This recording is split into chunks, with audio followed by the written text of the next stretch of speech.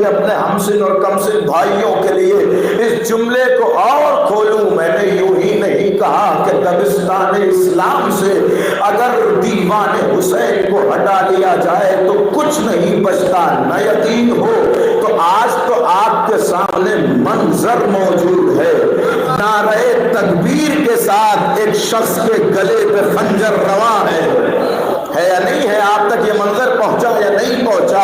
آپ ذرا محسوس کریں کہ جہاں بنام اسلام فرش ازا نہیں تھا، جہاں بنام دبستان اسلام دیوان حسینیت کا مطالعہ نہیں کیا گیا، وہاں اسلام کی صورت میں کچھ خبیث ایسے ابھر کے سامنے آئے کہ دنیا مجبور ہو گئی کہ دامن اسلام پر دہشت گردی کی مہر لگاتی ہوئی نظر آئے۔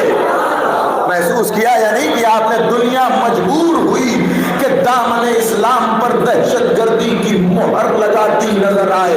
یہ تو حسین کے عزا خانوں کی چار دیواریوں کا احسان ہے کہ جس نے شیعت کے دامن کو محفوظ کر لیا۔ محسوس کیا یا نہیں کیا؟ یہ حسین ابن علی کے عزا خانے کی چار دیواریوں کا احسان ہے کہ جو ان چار دیواری کے اندر آ کر بیٹھ گیا، اس کا دامن ابدیت و دامن انسانیت اس دبے ظلم سے محفوظ ہو گیا۔ نہیں تو نہ جانے کتنے ایسے دھبے ہیں، نہ جانے کتنے ایسے خون ہیں، نہ جانے کتنے ایسے مظلوموں کے خون کے قطرات ہیں کہ جو آج تک ایسے مسلمانوں کے دامن کو رنگین کیے ہوئے ہیں اور ان مسلمانوں کی پاؤں کے زنجیر بنے ہوئے ہیں کہ جنہیں بنام اسلام سوائے قتل و خون و غارت کے کچھ نظر نہیں آتا۔ جہاں نعرہ تکبیر کے ساتھ مظلوم کا گلا کاٹا جاتا ہے، جہاں خنجروں کی دھار کلمے پڑھوا رہی ہے، جہاں تلواروں کی تیزی اسلام کو بیان کر رہی ہے، جہاں لفظوں کو چھوڑ کر ہاتھوں سے بات کی جا رہی ہے، جہاں زبان کی خوبصورتی کو پس پردہ ڈال دیا گیا اور تلخیوں کو زبان کا رہبر بنا دیا گیا، جہاں اسلام کی عظمتوں کو پس پردہ ڈال کر اپنی نفسیاتی خواہشات کو اسلام کا پیکر بنا کے پیش کیا گیا، جہاں وحی الہی پہ پردہ ڈالتے ہوئے اپنے جذبات کو قرآن کا نام دیا گیا، جہاں بنام جہاد اپنے آپ کو پیش کیا گیا، بنام نبوت اپنی ذات کو پیش کیا گیا۔ جب ایسا اسلام زمانے کے سامنے رکھا گیا کہ جو حقیقت اسلام کے اوپر پردہ پوشی کا کام کر رہا تھا، تو پھر دنیا نے جب اس اسلام کو دیکھا تو دنیا کہتی ہوئی نظر آئی، یہ کون سا اسلام ہے؟ یہ وہ دین نہیں جو محمد دے گئے، یہ وہ شریعت نہیں جو نبی سکھا گئے، یہ وہ وحی نہیں، یہ وہ قرآن نہیں جو وہاں سے آیا، یہ وہ جہاد نہیں جو نبی سکھا گئے۔ اس لیے کہ نبی نے تلوار بعد میں اٹھائی ہے، جہاد بالنفس پہلے سکھایا ہے۔ نبی نے میدان کا ارادہ بعد میں کیا ہے، گھروں کے مسائل پہلے حل کیے ہیں۔